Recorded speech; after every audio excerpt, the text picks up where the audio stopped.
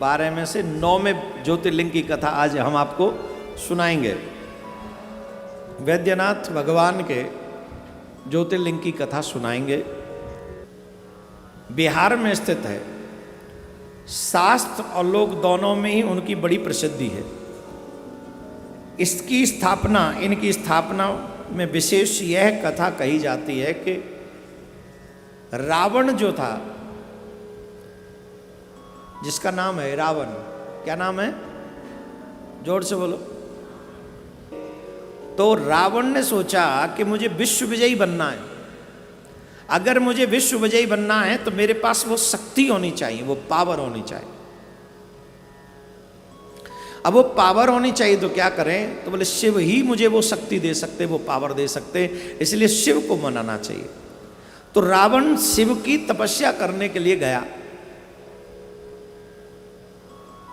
हम लोग रावण को आज भी जलाते हैं, है ना, जलाते हैं ना। रावण का तप देखा है, कितना गजब का है। जिस समय शंकर भगवान को मनाने के लिए रावण ने तपस्या प्रारंभ की और बहुत समय तक भी शंकर भगवान जब प्रसन्न नहीं हुए तो रावण ने अपने सर काट काट कर अग्निकुंड में भस्म करने लगा। क्या करने लगा?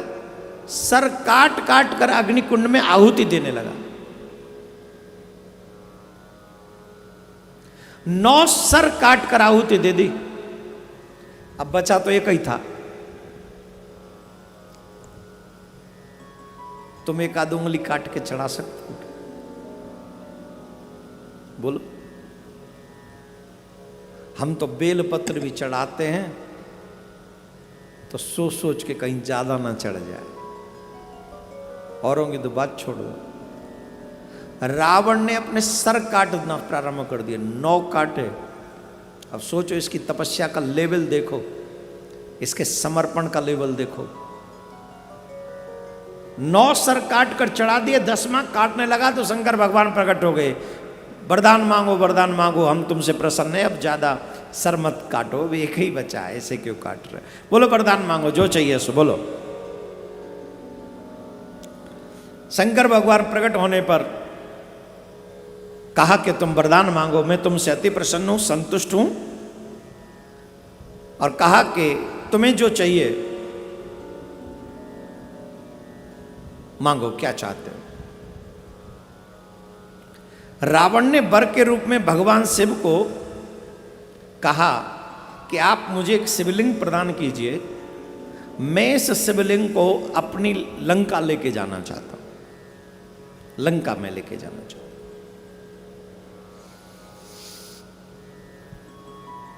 अब बाबा शिव जानते थे ये लंका में जा रहा है, अब इसकी लंका कैसी है वो बाबा भी तो जानते हैं। बाबा ने कुछ और मांग लो, बोले नहीं नहीं प्रभु, लंका में ही चलो आप। अब देखो हम वहाँ रहते हैं, हम आप हमारे स्वामी हैं, तो आप हमारे संग रहेंगे तो हम। अच्छा, लेके इसलिए जा रहा था, बाणासुर ने शंकर भगवान को अपने द्वार का प्रमुख रक्षक बना रखा है, तपस्या के बल पे, सेवा के बल पे।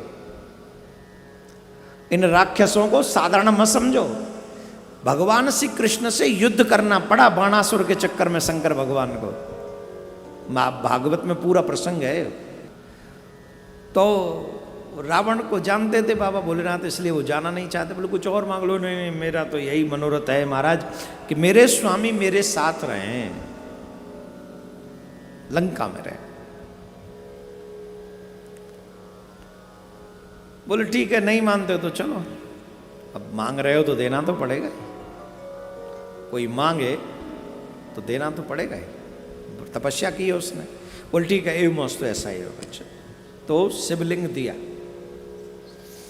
प्रकट हो गया शिवलिंग। वो कहे इसको ले लो, लेकिन एक शर्त रख दी, तुम्हें यहां से लेके वहां तक, लंका तक, इस बात का ध्यान रखना है कि अगर तुमने कहीं भी इस शिवलिंग को पृथ्वी पर स्पर्श करा दिया, फिर वहां से आगे नहीं जाएगा। रावण को लगा हम इतने कमजोर थोड़ी, सीधे लंका में उतारेंगे, लंका में लैंड करेंगे, पहले उतरने वाला ही नहीं हम कहीं। लेकिन हरि चाह हो यही सोई, जो भगवान चाहते हैं वही होता है, हमारे तुम्हारे करने सोचने से कुछ नहीं होता है। ये रावण था, अब देखो भगवान की लीला, ये रावण था, रावण जिसने देवताओं को वश में कर रखा था, देवता भी जिसके वश में थे, उसे लघु शंका जाने की इच्छा हुई, और इतनी तीव्र इच्छा हुई कि अब रुक नहीं पा रहा था। वो कह रहा था, बाबा ने कहा कि धरती से स्पर्श होंगे तो यहीं रह जाएंगे। अब वो कोई ऐसा हेल्प चाहता है, कोई ऐसा कोई व्यक्ति चाहता है जिसको दे दिया जाए और वो इसे संभाल के रखे, शिवलिंग को धरती से स्पर्श न करे। क्या करें? शंकर भगवान ने नारायण से कहा, नारायण अरे हमें क्यों लंका भेज रहे हो, हमें रोक लो लंका जाने से। बोले कौन रोकेगा, आप ही ने तो दिया उसको, आप खुद एक तरफ कहते एव मस्तु और दूसरी तरफ रोक लो। अरे वो वरदान मांग रहा है, उसने तपस्या मांग कही है, और जब तपस्या करी है तो वरदान देना ही पड़ेगा ना प्रभु। लेकिन हमारा लंका जाने का मन नहीं है, तो रावण के जाना नहीं चाहते, मजबूरी है, तपस्या की है तो वरदान दे दिया। अब नारायण भगवान से कहा आप कुछ लीला करें तो कुछ हो। बोले हम करते लीला, अभी लो। अब उसे लघु शंका हो, बड़ा तेज भाव उठ रहा है मन में, वो जाना चाहता है, परंतु सोच रहा है कि शिवलिंग को कौन संभाले। भगवान नारायण ग्वाल बनकर, स्वयं नारायण ग्वाल बनकर रावण के सामने पहुंच के गैया चरा रहे थे। वो इनका तो पुराना स्टाइल है ही, गैया चराना तो इन्हें ढंग से आता ही है। तो रावण के सामने गैया चराते हुए ग्वारिया बनकर, ग्वाल बनकर रावण के सामने से नारायण भगवान निकले। तो रावण तो उस समय परेशान था। रावण बोला अरे सुनो सुनो सुनो सुनो भैया, देवता सुनो। बोले हाँ। बोले एक काम करोगे, थोड़ी सहायता करोगे हमारी? तो उन्होंने कहा अरे सुनो सुनो सुनो, हमारी एक सहायता कर दो। बोले क्या सहायता चाहते हो? बोले ये जो शिवलिंग है, इस शिवलिंग को थोड़ी देर तुम संभालो, मैं लघु शंका होके आता हूँ, और उतनी देर में तुम इसे संभाल के रखना, पृथ्वी से स्पर्श मत करना, मैं अभी आया। बोले कोई बात नहीं, इतनी तो सहायता तुम्हारी कर ही सकते हैं, कर देंगे। खड़े हो गए शिवलिंग को लेके। ये गया, ये लघु शंका से निवृत्त होना चाह रहा था, लेकिन भगवान की लीला तो भगवान ही जाने और कोई जाने नहीं।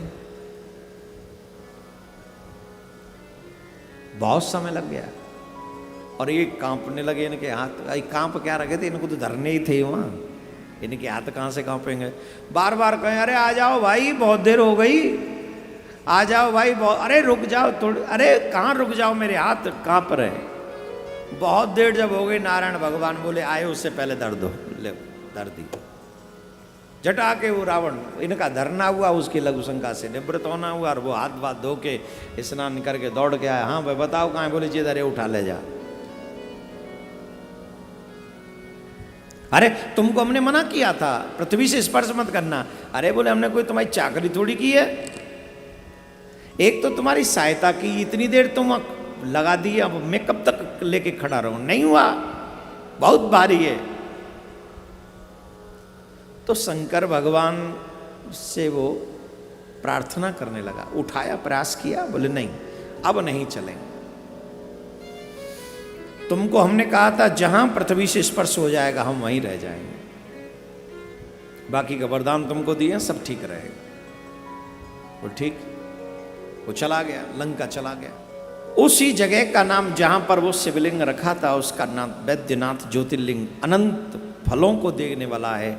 यह 11 अंगुल ऊंचा है, इसके ऊपर अंगूठे के आकार का गड्ढा है। कहा जाता है कि यह वही निशान है जिसे रावण ने अपने अंगूठे से बनाया था। यह दूर दूर से तीर्थों का जल लाकर चढ़ाने का विधान है। रोग मुक्ति के लिए भी इस ज्योतिर्लिंग की महिमा बहुत प्रसिद्ध है। ये तो ये बताएं वर्मा जी, हमें नहीं पता, ये जो लिखा है हम वही बोल रहे हैं। जिनको बड़े से बड़े रोग लगे हों, अगर वो व्यक्ति भी वैद्यनाथ, इनका वैसे बैजनाथ कहते हैं और वैसे ही कहा जाए तो वैद्यनाथ, वैद्य कहते हैं डॉक्टर को। जिनको बुरे से बुरे रोग हों, जो डॉक्टरों के इलाज करने में ना आते हों, उन लोगों को बैद्यनाथ भगवान के दर्शन, ज्योतिर्लिंग के दर्शन करने चाहिए।